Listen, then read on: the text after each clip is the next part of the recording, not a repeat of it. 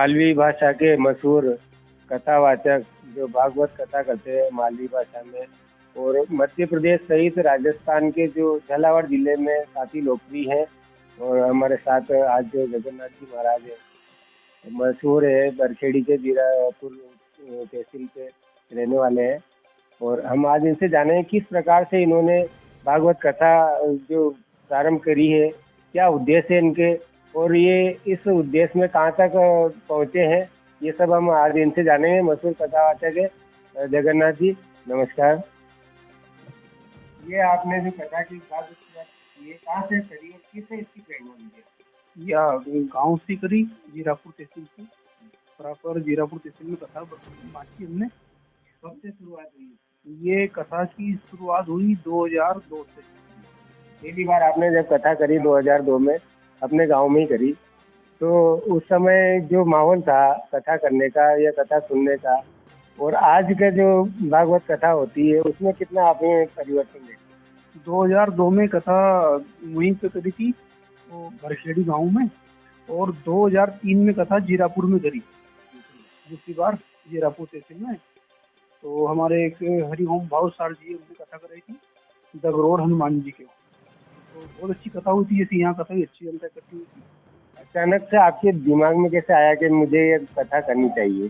जैसा कि आप मालूम पड़ा कि आप सोंधिया राजपूत समाज से बिलोंग करते हैं, तो ये सब समाज के हिसाब से अभी देखा जाए तो इस प्रकार का कोई इसमें मिलता नहीं है धार्मिक रुचि वाला, जैसा कोई कथा करे या कोई संत है, या बहुत कम कभी कभी कोई अपवाद स्वरूप एक आध कोई मिलता होगा।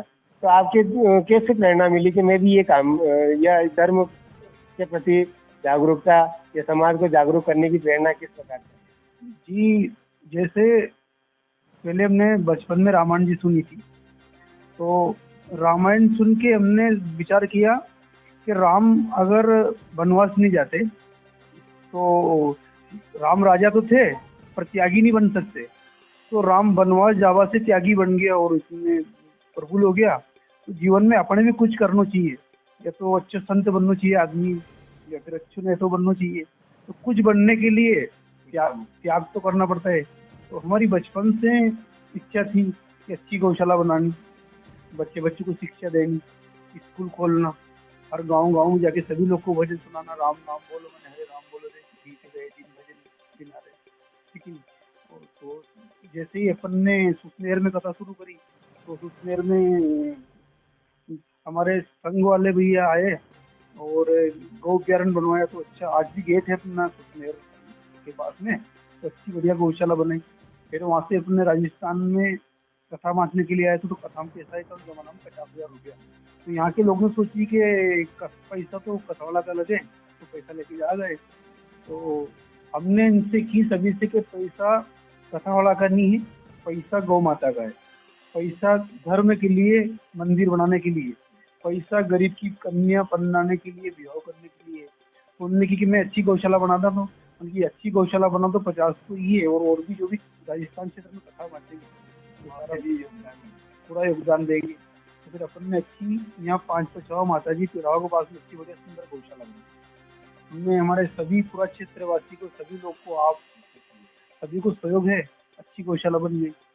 कथा बांटने के साथ जो चढ़ावा आता है, उस चढ़ावे को अपने प्रयोग में नहीं लेके और गौ माता की सेवा में आपने लगाया है, और उस कार्य को लेके आपने जो गौशाला बनाई है पंचावा में और सुसनेर में, तो ऐसी गौशालाएं बनाने का आपका और भी कहीं लक्ष्य है? हाँ, और भी अपन ने मारू बल्टी में बनाई गौशाला आगर जिला में, अच्छी गौशाला बनाई बड़ी। और भी अपन ने भी असेंबली चौहान में कथा करके आए, तो वहाँ भी गाय थी, तो वहाँ भी अपन ने 1 लाख रुपये का चंदा इकट्ठा करके और गौशाला बनाई। ऐसा अपन ने कम से कम लगभग अभी अपन टोकड़ा में गौशाला बनाई, तो एक ही जगह कम से कम 100 से 150 मंदिर बनाए हो गाँव में, जिस गाँव में मंदिर नहीं था भगवान का, तो वहाँ मंदिर बनवाना अच्छा राम जी का। अक्सर देखा जाता है भागवत कथा के दौरान, आपने भी सुना ही होगा अपवाद स्वरूप कि लोग बातें करते हैं कि कथा व्यापार हो गई, बिजनेस हो गया है, या ना कोई टैक्स लगता है ना जीएसटी लगती है, तो गली गली में आजकल भागवत हो रही है। तो इस बारे में आप क्या कहेंगे? सर, हमारा हिसाब से तो पत्रकार महोदय जी, हम तो जहाँ से गांव से आते हैं तो हमारा दाल और आटा भी साथ में बांध के लाते हैं। और हमारा टिकट और टिफिन सब साथ में लेके चलते हैं। और इसीलिए कथा बांटते हैं, या तो गौ माता के लिए, या सनातन धर्म के लिए, या मंदिर के लिए। जब भी पैसा आते तो हमारी सभी समिति वाली जहाँ भी गौशाला है, जहाँ गाय भूखे मर रही, गाय की उनको चारा डाल देते हैं। पहली बात तो हम मना कर देते कि पैसा की कोई जरूरत नहीं, कथा में किसी को कोई पैसा नहीं चढ़ाना। आप भी सुन रहे हैं तो कथा में अभी 7 दिन तक आपने कथा सुनी। तो हमारा लगातार ऐसा प्रयास रहता है। और कथा एक धर्म के लिए और सनातन के लिए। मेरा हमने रामायण में पढ़ा है, भागवत जी में पढ़ा है, गीता जी में पढ़ा है, 2 काम आदमी को सेवा करने के लिए किया जाता है। एक तो सत्संग और एक राजनीति। इन दोनों को तो आदमी को सेवक बंद करना पड़ता है। तो ये 2 ही भारत माता के लाल है, एक तो नेता और एक संत। ये 2 बिना मतलब से काम करेगा। हमारा राम भी एक अच्छे कुशल राजनीतिक थे, तो उसने अच्छा काम किया और त्याग किया। तो आज भी राम का हर गांव गांव में मंदिर बन रहे। पूरी रामायण में केवल 2 ही आदमी के मंदिर बने, एक तो भगवान श्री राम का और एक हनुमान जी का। और लोग का कोई सा मंदिर क्यों नहीं बने? क्योंकि राम त्यागी थे और हनुमान जी सेवक थे, इसलिए पूरी रामायण काल में तो वही संत मान है जिसने त्याग किया। उसी नेता का नाम चलेगा जिसने त्याग किया। जिसने त्याग नहीं किया उसका नाम आगे चलता भी होगा तो बंद हो जाएगा। और आजकल की जो राजनीति है, अब वो सेवा का भाव तो रहा नहीं। अधिकांश लोग उसको अपनी कमाई का जरिया मानते हैं, और वही इधर भी देखने को आता है धर्म की तरफ भी। कई संत ऐसे हैं जो बिना पैसे के या लाखों रुपए उनकी फीस होती है धर्म कथा, भागवत कथा, राम कथा करने के लिए। तो कहीं ना कहीं लोगों में ऐसा होता है अफवाह स्वरूप के वही ये संत पैसे लेते हैं, कथा करते हैं, जो भी आता है वो ले जाते हैं। वहीं राजनीति में भी लोग पैसा खर्च करके वो चुनाव जीतते हैं, तो उस पैसे को पहले कवर करना चाहिए।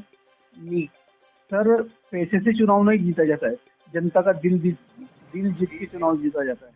दूसरा, पैसे से भीड़ नहीं होती है। जैसे आपने कथा में भीड़ देखी, आप बता रहे थे आज, तो एक कोई अपने बुलाई थोड़ी भीड़ को, और प्रेम से आते हैं लोग।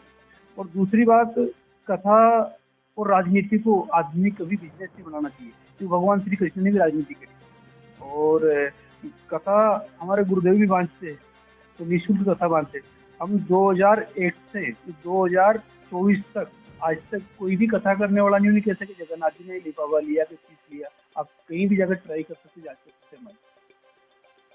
तो अक्सर कथा, धर्म कथा करने में और परिवार की जिम्मेदारियां निभाने में दोनों में कहाँ तालमेल कैसे बैठता है? नहीं सर, हम खाली कथा ही 4 महीने करते हैं। 8 महीने परिवार के लिए ही काम करते हैं और 4 महीने भगवान की सेवा में करते हैं। बचपन से नेम बना रखा है। हम 12 महीने में से 4 महीना कथा करते हैं और 8 महीना अपने घर में खेती करना, छोटी मोटी दुकान जो भी करना है। तो 8 महीना हम परिवार के लिए देते और 4 महीना भगवान के लिए देते। क्योंकि हमने कथा सुन रखी राजा बलि के घर, भगवान स्वयं नारायण भी 4 महीना राजा बलि के द्वार पे जाके और सेवा में करते हैं। तो हमने भी सोचा कि अपन भी 4 महीना जनता की सेवा खाली भजन करने के लिए करते हैं। 8 महीना हम परिवार के लिए करते हैं और 4 महीना भगवान के लिए। समाज को सुधारने के, जैसे आपके समाज में काफी कुरीतियां हैं, कई सारे जो आजकल नए नए शौक भी युवा पीढ़ी में है गलत, तो उसको सुधारने के बारे में आपने कहाँ तक प्रयास किया? हमने सर, हम समाज तो खाली एक ही मानते, हिंदू। जो भी हिंदू है वो सब हमारा है। और जो भी हिंदू भाई है वो किसी वर्ग से हो, किसी जाति से हो, चाहे वो गरीब हो अमीर हो, कैसा भी, हम एक ही समाज ही मानते, खाली हिंदू। और जो भी हिंदू का गांव है और जहाँ गरीब है, जहाँ मंदिर है, वहाँ प्रत्येक गांव में हम पहुँचते हैं और वहाँ भगवान का मंदिर बनाते हैं, गौशाला बनाते हैं। या फिर उन्हीं गाँव में अगर बच्चे शादी की योग्य हो गया और उसके पास में पैसा नहीं है, तो हम कथा से इधर उधर चंदा ले जाकर उसका बच्चे का विवाह करते। हमने 2500 से 5000 लड़कियों का विवाह भी करा लिया कथा के माध्यम से। कथा में जो पैसा है, जो संपन्न लोगों ने और पैसा का इकट्ठा करके समिति के और बच्चे का विवाह किया। ब्राह्मण के बच्चे, पुजारी के, जो गरीब समाज के जो विवाह करने की योग्य, निःशुल्क विवाह, उनको कोई शुल्क नहीं, कोई फीस नहीं, और जो भी दान वो बच्चे को दिया। तो कथा के माध्यम के साथ ही इन्होंने जो गरीबों की सेवा करी है, गौ माता की जो सेवा करी है, उसमें भी काफी अग्रणी है। और अभी यहाँ हाथियागोड़ में कथा चल रही है, यहाँ भी अच्छी संख्या में जो श्रद्धालु उपस्थित हो रहे हैं। और यहाँ भी भविष्य में हो सकता है कभी गौशाला बनाने का जो है ग्रामीणों के साथ ऐसा हो जाए, तो उसमें आपका सहयोग रहेगा? बिल्कुल सहयोग रहेगा। जो आसपास के गाँव में जो भी कथा होगी और कथा में से जो आएगा और जो हमारी तरफ से जो भी सेवा होगी तन मन धन से हम सेवा करेंगे। तो ये थे हमारे साथ मशहूर मालवी भाषा में जो एमपी के है बरखेड़ी जीरापुर तहसील के कथावाचक जगन्नाथ जी। आपका बहुत बहुत धन्यवाद।